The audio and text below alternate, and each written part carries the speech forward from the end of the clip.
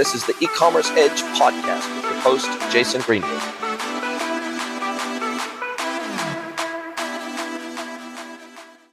Hello, everybody, and welcome to another episode of the E-commerce Edge podcast with me, your host, Jason Greenwood. My absolute pleasure to welcome our next incredible guest, Mr. Tonio Meier from Guuru. Welcome, Tonio. Hi, Jason. Good being with you today. Yeah, you're dialing in from Zurich, Switzerland. That's correct. Yes, we have a lovely afternoon here. It's 5 p.m. Zurich time, sunny. So great to be there. Yeah, we were talking about off air that I have a very good friend of mine. He's actually an American who's also a dual citizen of New Zealand. That's actually where we met, was in New Zealand. He married a dual citizen Kiwi Swiss woman, and her family is all from Switzerland, and they moved back to Switzerland about 3 years ago and live in Zug, which you said is just down the road from you guys and actually technically where you guys are headquartered. That's true. Yeah, it's about half an hour from here. It's a small city, but it's where the company was incorporated. Exactly. Yeah, and it's right there on, I guess, the Lake of Zug, I guess is what you call it. And I've seen some photos and some videos from where he is based overlooking the lake, and it actually, funnily enough, the scenery looks just so much like New Zealand. You could almost say it could be New Zealand. I could be convinced that it was New Zealand. Yeah, Switzerland is known for great lakes, great chocolate, lots of cows, but also great software, which we're going to talk about a little bit. Yeah, a lot of tech companies headquartered in Zug, which is what I found out through my friend. A lot of the Swiss headquarters of a lot of very large tech companies are in Zug. I don't know if maybe they get favorable tax treatment. I don't know what the deal is behind that, but certainly it's for what would, I guess, you typically consider a sleepy mountain town. For so many large tech companies to be headquartered there's got to be something in the water. Yeah, so there's no doubt favorable tax rates in Zug, but it's also the greater Zurich area, and Zurich is really the hub, I'd say, for tech, and Google has a very big presence here and others. So it's because it's part of the greater Zurich area. I love it. Listen, we're going to talk about your technology, but before we get right into it, tell us how you even came to be in this space. You've been running Guuru now for 8.5 years or so. Previously, Chief Customer Operations Officer for Salt, VP Customer Care, Orange Communications, and you worked in the communication space for over a decade. So what drew you into something that was more related to web, e-com, customer experience? Yes, great question. So yeah, I was in that's telecommunications industry. So the Orange and Salt, those are both mobile operators. They're not existing in the US, but in Europe, Orange is one of the biggest brands throughout many countries, and Salt is a Swiss pure player, which was a spin-off out of Orange. And I've been working in that space for, as you said, almost a decade. And then I was at about 37 or so. It was time for me to change. And I've been the last couple of years in the telecommunication space. I was fortunate enough to be part of the big company management teams there. It was very exciting. We worked with a private equity company to buy a subsidiary and then resell it. So very exciting process. But then I said, okay, I always wanted to build something from scratch, because if you're with a big company, then of course it's nice because the product is there, but it's also you spend a lot of time actually to do something for somebody else. And that's the great thing about building an own company, which I've learned so many things in the past 8 years, but the main difference is you build your small little plant, give it a little bit of water. It can die any day, right? But whatever you do is actually really dedicated to growing that plant. And that's, I guess, where I took a lot of my motivation from. Now, it's not always easy, right? Because sometimes you get up, then you have to motivate yourself again, and because things not always go straight up. But it's been a great ride. And so that was the motivation for me to start something. And I was in the telecommunication space. I was responsible for everything customer interaction, right? So I've done customer care, and I've also done the sales support for the online channel in the telecommunication space. And together with my founding partners, we then said, okay, we need to find a way in order to do customer interaction much more intelligently.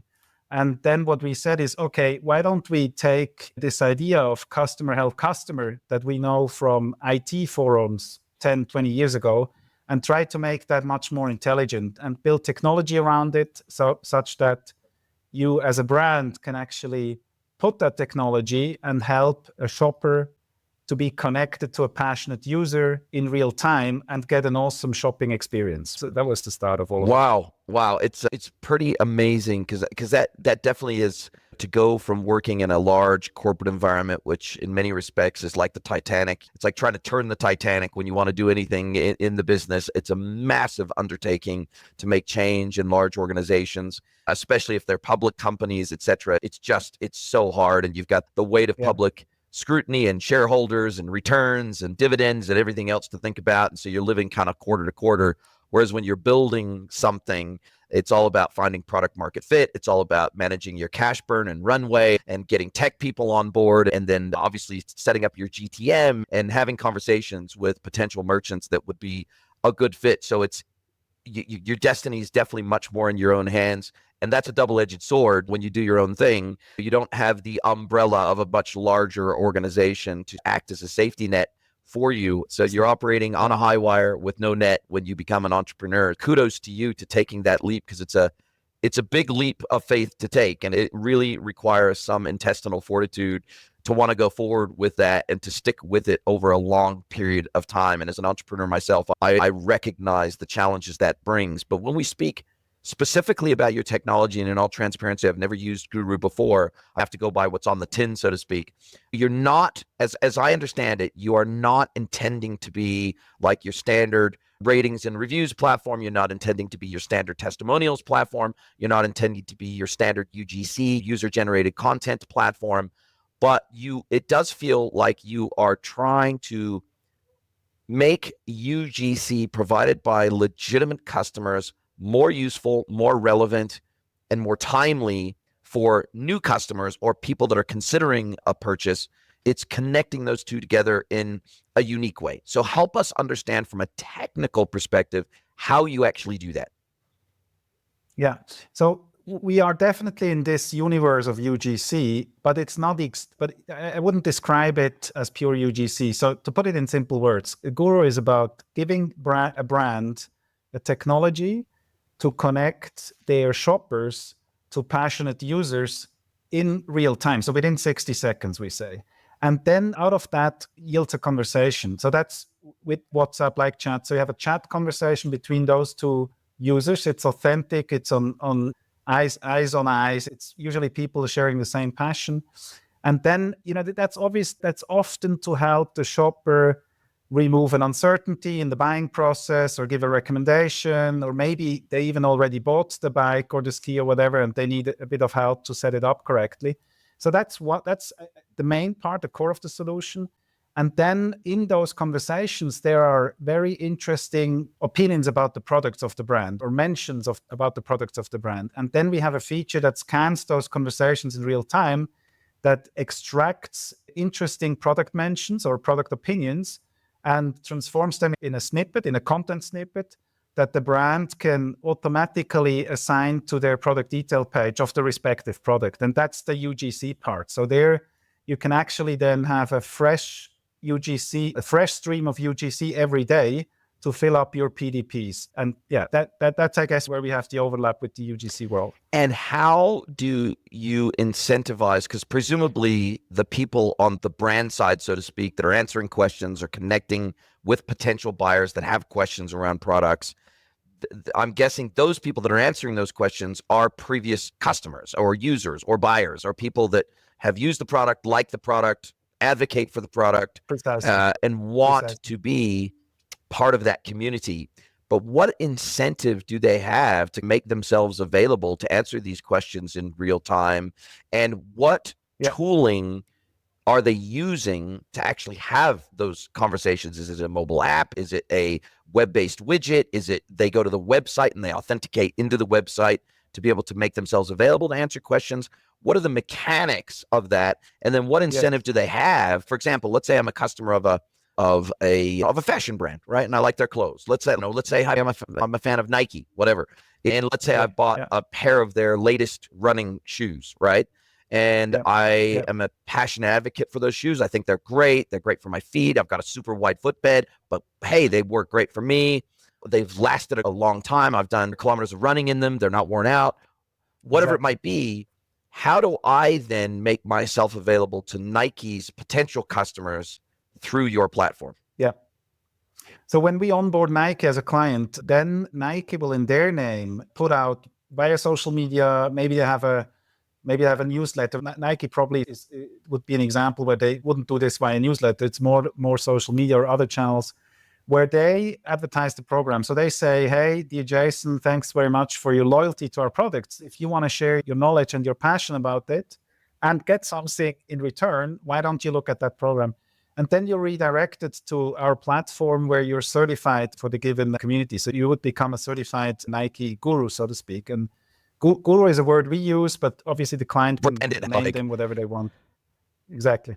And then you, yes, indeed, you download an app, you subscribe to the platform as an onboarding process, and then you can chat with clients any screen. So you can choose to do this via your laptop or via the smartphone or via tablet, and you get a notification when there is a request that the algorithm has assigned to you based on your competency that you have proven in the certification process and also based on past performance. The algorithm will also see, okay, is Jason somebody who has really good customer ratings in that area, and then prioritize you over others. And then the request will not be sent to you alone. It will be sent to a group of people at the same time. And then it's first come, first serve principle. So if you take the conversation first, then you get into a one-to-one conversation with that shopper. And you will assist them any screen. You can also switch to screen. You can start on the mobile and then say, hey, it's actually going to be a longer conversation. I switch to the laptop, I insert videos and links and whatnot.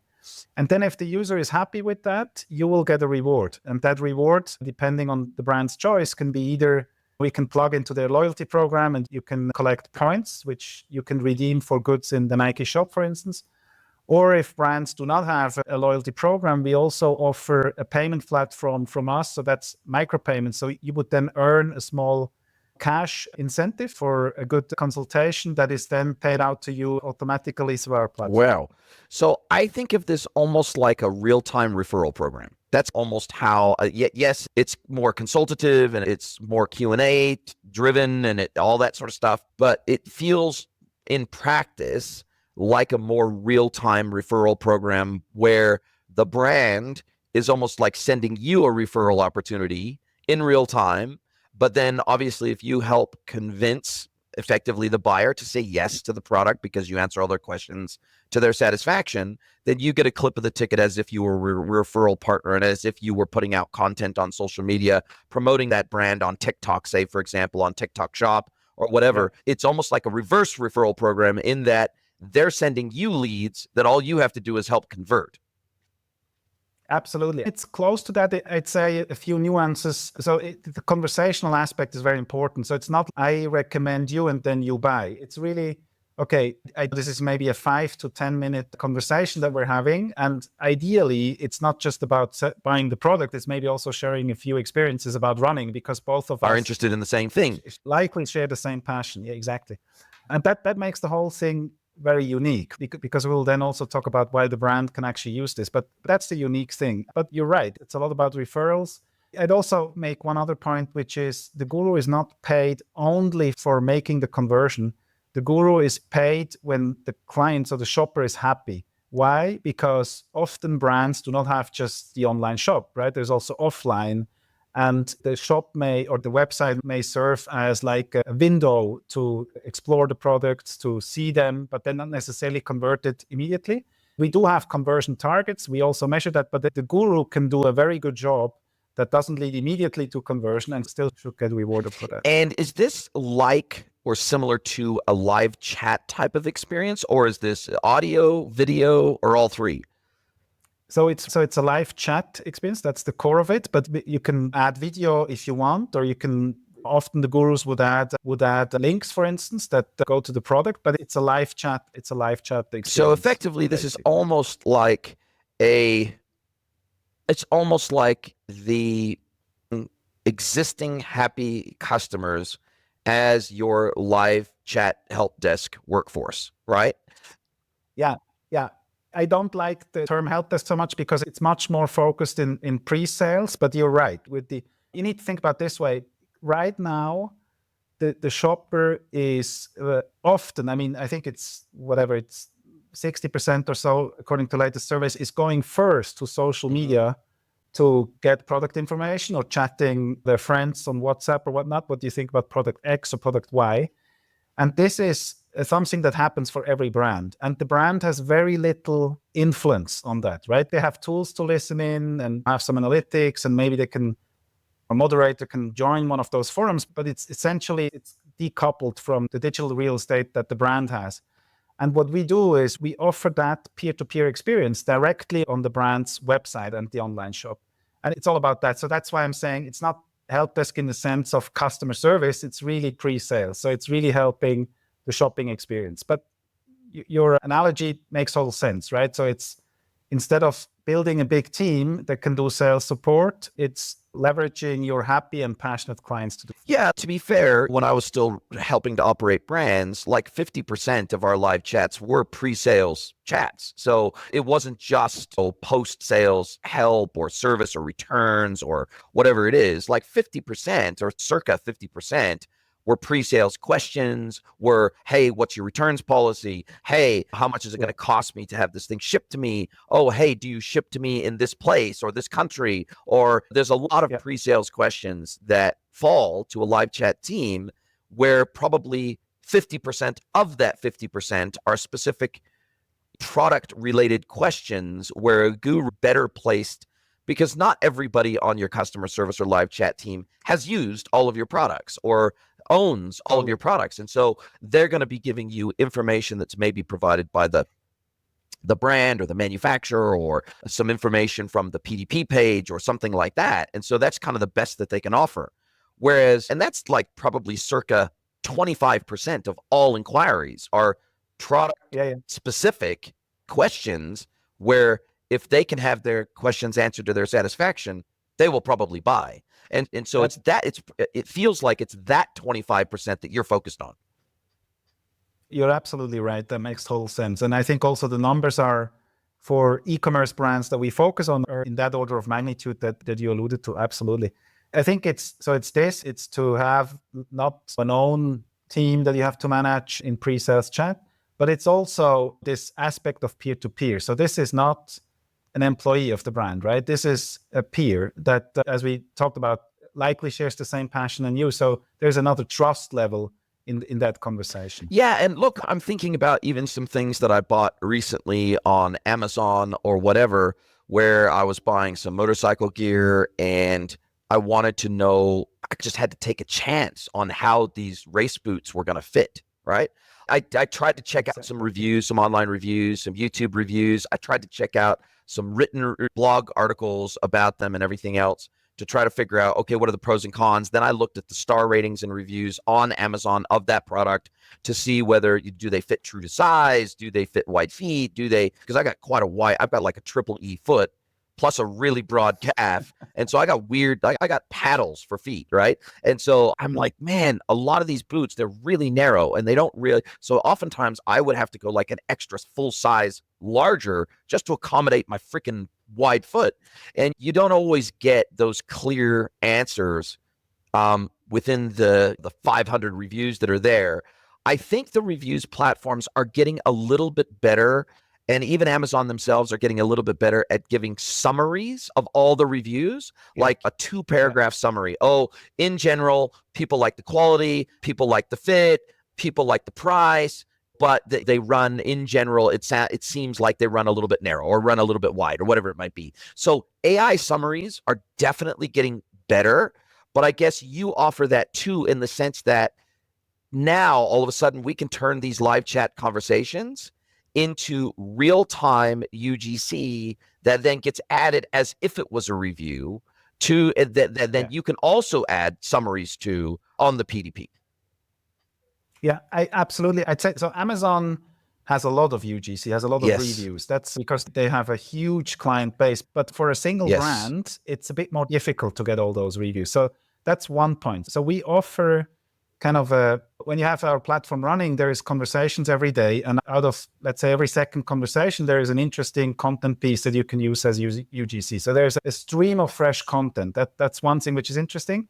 And I'd say about the AI reviews, that's like AI in general, right? AI is great. The chatbots and everything that's out there, I look at this like a search 2.0. So I'm actually chatting with the product catalog or with your database, so to speak. That's great. And for some use cases, this is good enough, right? I'm doing this myself. But then there is some experiences, maybe the one you described, with having a little bit of a specific sizing question, and you want to be sure about that, and you want to exchange with somebody that really knows. And it's not just one question, one answer. It's maybe a little bit of a conversation. So you feel this like you would have in store, honestly, with somebody that really knows. So this is one thing. Or then also, as we said, so, we have a lot of clients in, as I said, in the biking industry, like Canyon bicycles, or in the ski industry, like Atomic or Rossignol, or mountaineering, like Dynafit. And so you have a trail runner, and you want to have the perfect shoe for doing trail running. And then if you can chat with somebody that does trail running for the last 10 years, this is a different type of advice that you get. And I think that's the magic of the solution. But in terms of UGC, yes, we also can add those summaries. And I think, as you said, this is getting better. Brands, Amazon and others, are finding ways on how to have meaningful summaries.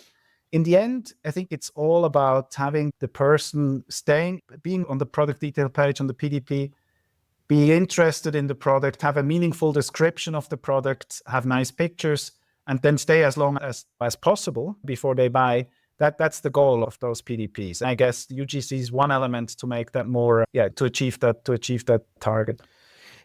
And one other interesting thing about UGC is, in my view, is that Google and the other search engines, they need to find something to index, exactly. And the internet is now flooded with synthetic content, and will be more and more with the bots. And so when you have personalized, authentic content, and that's by definition UGC, then you will be indexed higher. And I think that's another way to think about why UGC is important for brands. And are you also thinking about, like, at any given point in time on my desktop here, and on my phone for that matter, I've got WhatsApp open, I've got Messenger open, I've got Slack open, I've got Teams open, I've got Signal, I've got 5-6 messaging apps open kind of all the time on my desktop.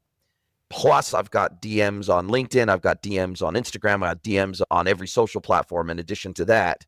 Are you thinking about a scenario where you say, look, yes, you can either use our app, or if you choose, we can route these requests via something like a WhatsApp, and we can have a WhatsApp thread in there that's from the brand, right? And it sends it directly to your WhatsApp, that you then start chatting via WhatsApp, because of course WhatsApp has full, very robust APIs.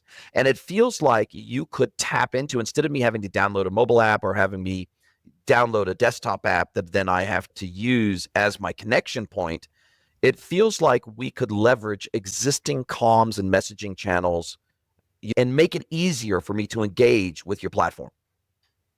Totally. You're totally right. We do that already with the Facebook Messenger. We didn't integrate with other channels like WhatsApp or Instagram yet, because we didn't really see that big of a demand for doing that. But you're right. I think it's just a matter of time to integrate more of those channels. What I'd say is, we usually, when we onboard a client, there is, even if it's not Nike, even if it's a bit of a smaller brand, there is many people that are interested in providing that service, in sharing their experience, and even get rewarded for that. So people actually like to be part of that community. So we haven't seen that much of a bottleneck there. But you're right. This is, as you just said, I'm the same. I have about the same apps open, so we could actually integrate those channels and make the chatting experience for the Guuru even easier. Yeah, and look, I can understand if your target market is the United States, for example, for some reason, even though WhatsApp comes from the US, it's not really a done thing in the US. But I tell you, outside of the US, WhatsApp is just ridiculous. In Mexico, it is the normal way to communicate with everyone in pretty much the whole of LATAM. In India, massive. In most, I don't know what it's like in Switzerland, but WhatsApp is like the norm outside of the United States, where I think FaceTime feels like it's the norm inside the US. Yeah, you're totally right. It's also not that big in Switzerland. It's used by almost everybody for private conversations, but it's a bit less used for business. But I hear, even we have a team in Lisbon in the company. We have one in Germany, one in Switzerland, one in Lisbon, one in the UK. And And they tell me that for them, as you say, in Portugal, you do everything WhatsApp, from private to business, whatever. It's just one app. Yeah. It's a bit like, I guess, what the Chinese do for a long WeChat. time with Yeah. WeChat. As I said, my wife's Asian, and WeChat is definitely, it's insane in Asia how it just owns everything in transactions, marketing, sales, personal communications, digital wallet, address, everything is in WeChat.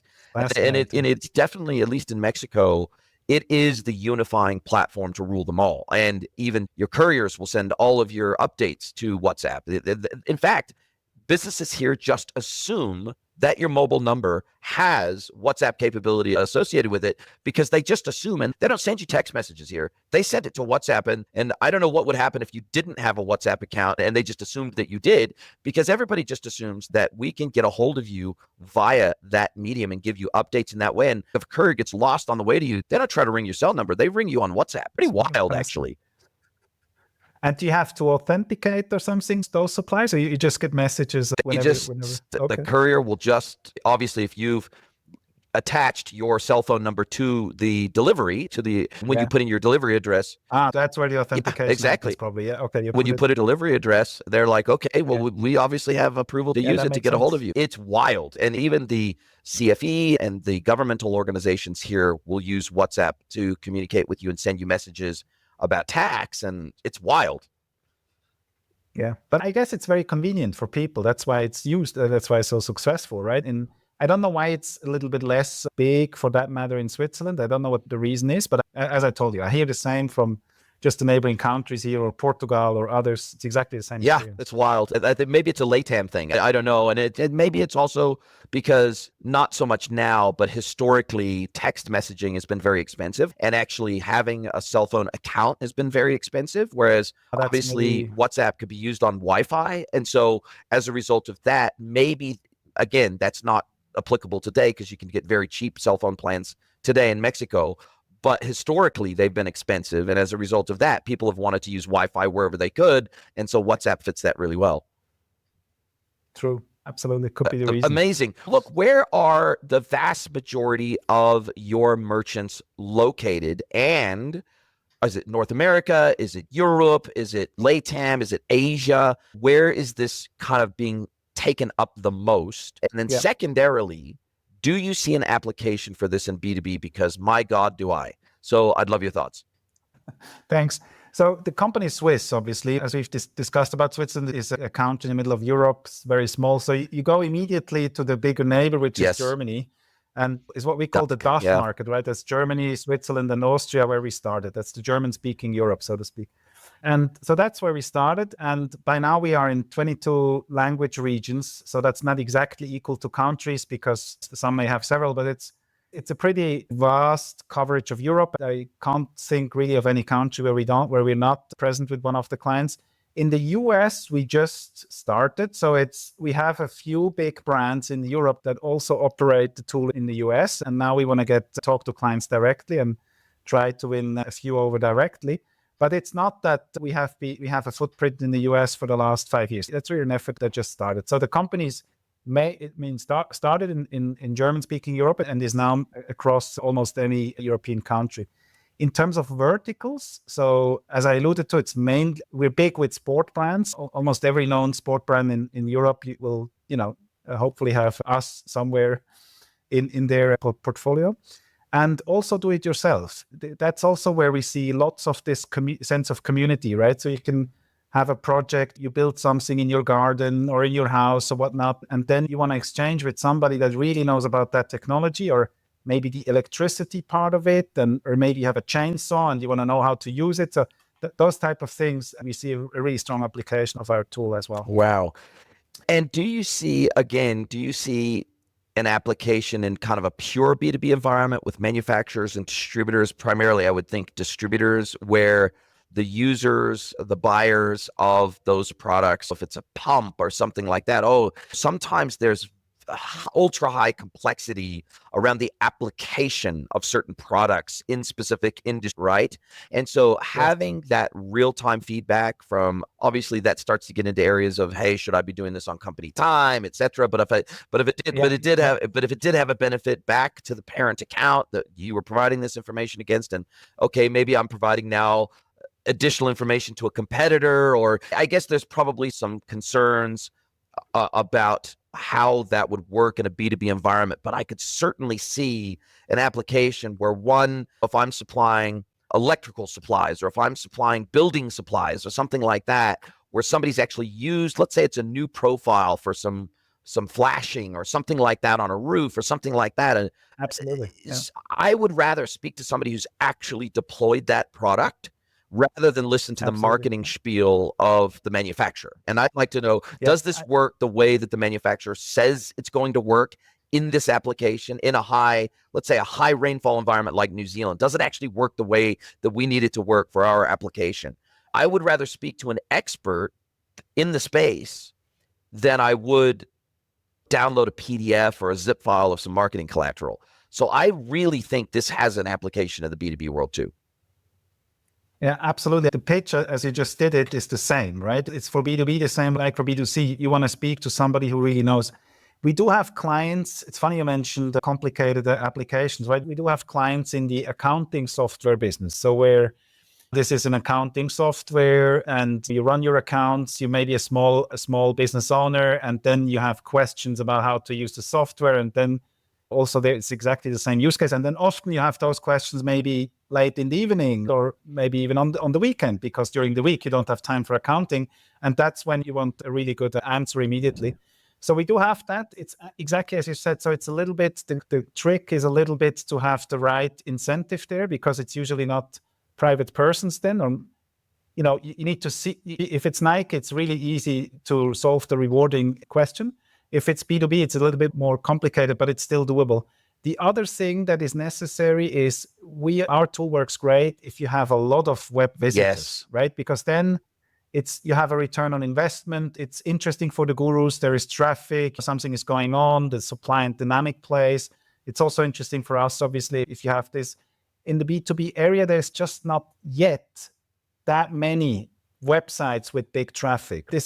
I'd say every brand in the world has a direct-to-consumer strategy, but many of them are a bit earlier in the journey than others, and especially in the B2B space. But I'd say it's a matter of time. It's definitely doable. Yeah, I think somebody like a Granger or a Fastenal or some of these huge distributors in their space, even a McMaster Carr, I feel like anybody that's at billion-dollar plus scale, they're starting to get the level of customers, the level of traction, the level of experience, the level of website traffic that start, especially if they're a marketplace and they operate as a marketplace. Now that starts to feel like it makes sense.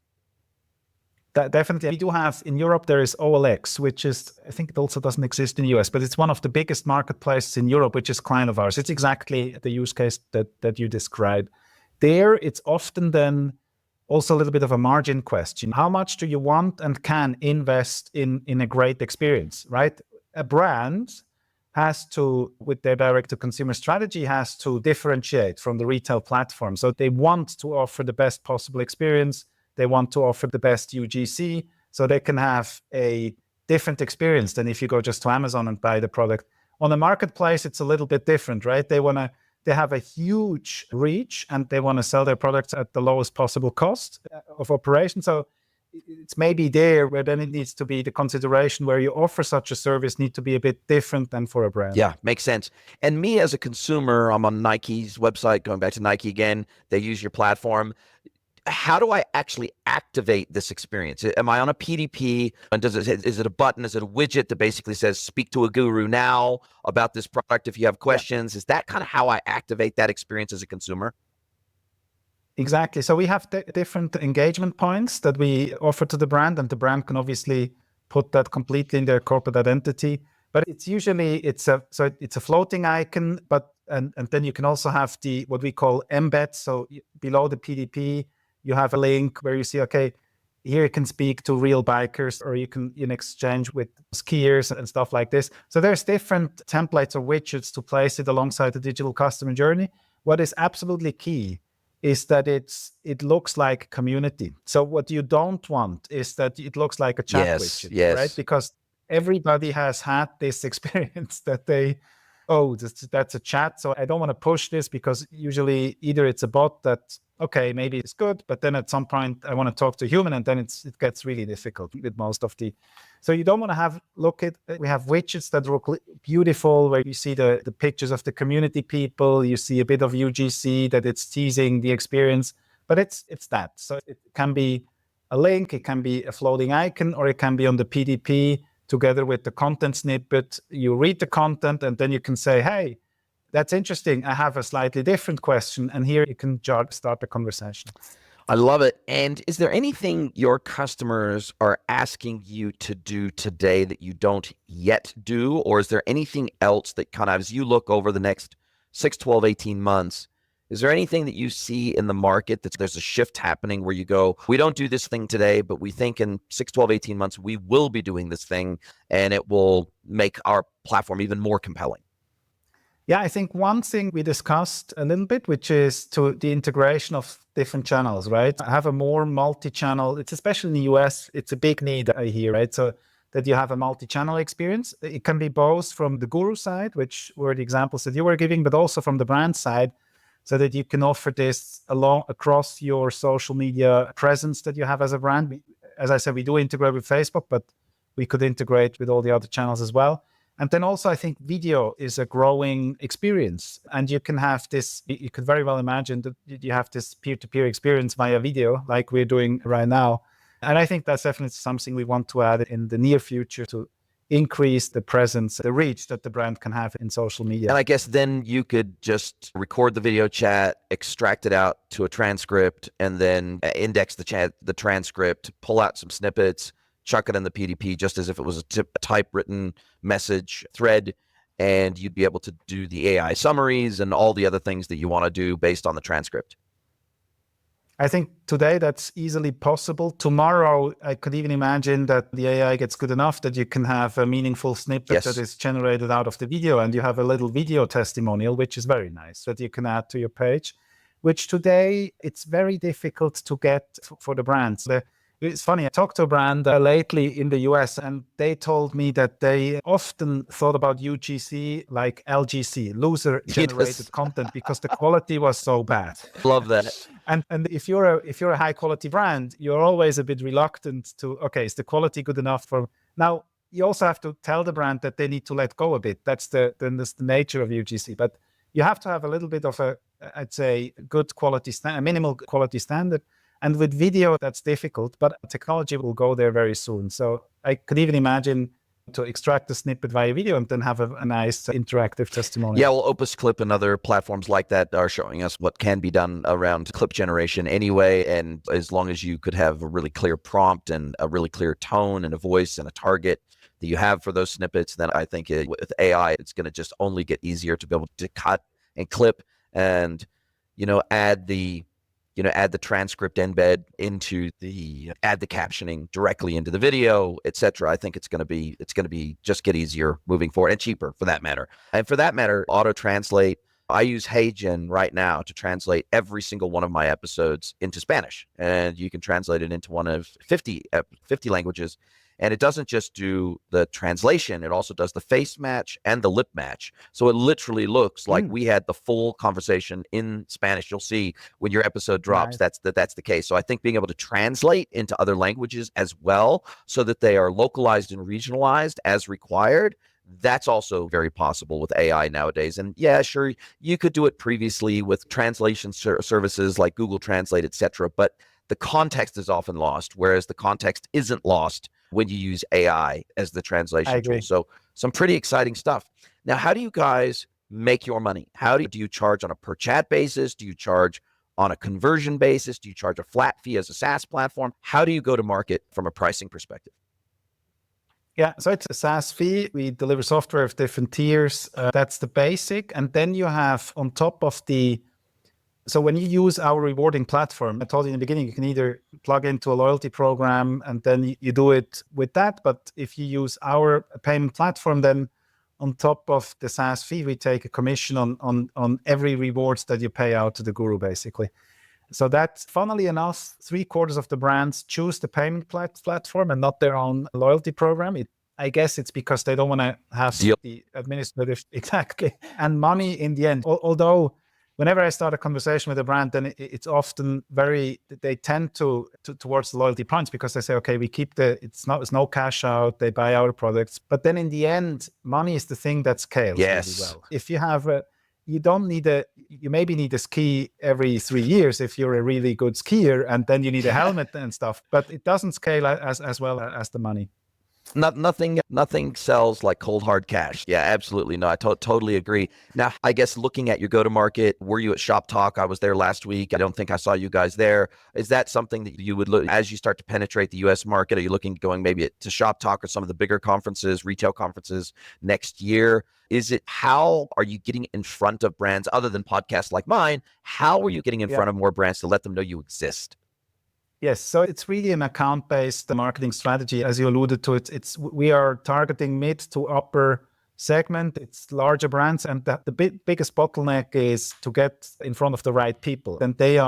And in the US, I have the impression it's 10x Europe. They're flooded by the swarm of suppliers that try to talk to them. So it's really hard to cut through the chase. We're figuring it out in the US how the machine works. In Europe, I think we found a good recipe of doing that. It's a combination of running ads on LinkedIn and other social media channels where we know that B2B players are present, and then a lot of going to events, but not only joining events, we also host our own where we invite an interesting client. And then, we had one in Munich last week, which was really around the mountaineering sports scene in Germany. And we had 10 prospects there. And obviously that's a very nice way of engaging with clients. So in the US, I was at E-Tail. I don't know if you know the conference in E-Tail California. West. Exactly. And I plan to go to E-Tail East as well in Boston in August.